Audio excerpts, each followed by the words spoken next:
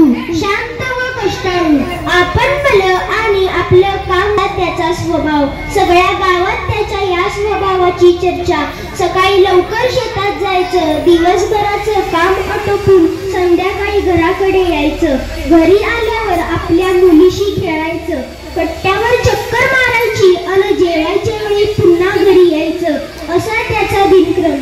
सावळा रंग, शिरशिरीत अंगकाठी अन नाकासमोर चालणारा बंडू।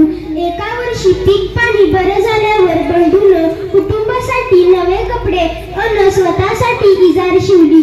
धोंडू मामांनी कपडे शिवले खरे, पण त्यांचा अंदाज जरा चुकला। पुढे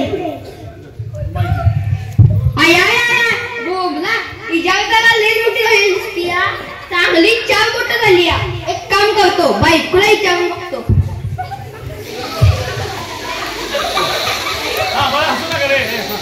अगं माझी इजाल चार बोट कापून टाका घालतीस का ग? अवधानी सकाळी सकाळी आले हे काय? जेवण बनवायचं आणि त्याच्या शाळेत जायचंय, डोराचं शान काढायचंय, मला नाही जमणार। बायको तर काय नाही म्हणली, बहिणीला विचारायला लागतंय। सुबे ए सुबे, माझी इजाल चार बोट कापून टाका घालतीस का ग? नाही दादा, मला थोडा अभ्यास पडलाय, आता कॉलेजची वेळ होईल, तशीच माझी प्रयोगवही पण पूर्ण करायची आहे आणि माझी वार्षिक परीक्षा तोंडावर येत आहे। सॉरी दादा, तू मावशीला सांग। मावशे मावशे ए मावशे, माझी इजाल चार बोट कापून टाका घालतीस का ग? नाही बाबा, मला पोर आहे ए आहे, माझी इजाल चार बोट कापून टाका घालतीस का ग?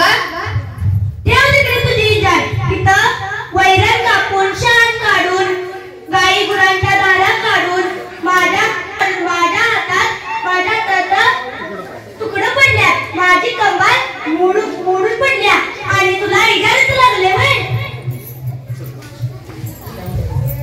आईने इजार एका कोनाड्यात फेकली। बंडू निर्मुसला होऊन शेताकडे गेला। सकाळीच इजार दुरुस्त करायला पाहिजे होती। माझा राणी केवढं राबतात आणि मी त्यांच्यासाठी इतकंही करू शकत नाही। आता मी इजारीचे पाय कापते व दुमडून टाके घालते। बंडूची बायको इजारीचे पाय कापते आणि दुमडून टाके घालते। आपला भाऊ किती राबतो, कष्ट करून मला कॉलेजला पाठवतो, कॉलेजची फी वेळेत भरतो, मला नवनवीन कपडे घेतो।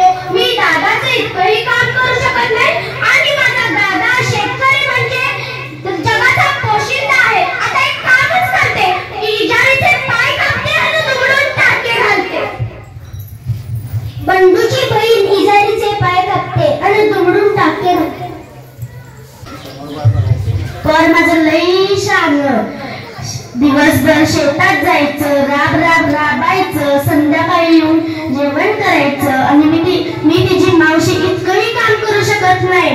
ते काय नाही, आता मी सगळं काम बाजूला टाकते आणि पहिला इजारीला टाके घालते। बंडूची मावशी इजारीचे पाय कापते, दुमडून टाके घालते।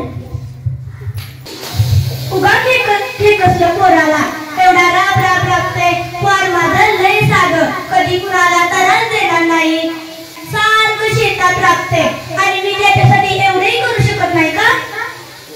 पोराला चिमणीसारखं काम केले। मी आता लगबगी ना पोराची इजार शिवतो।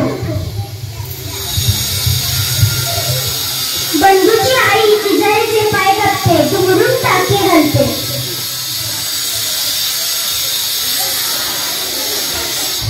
खरंच या जगात कोण कुणाचं नसतं या, आपलं काम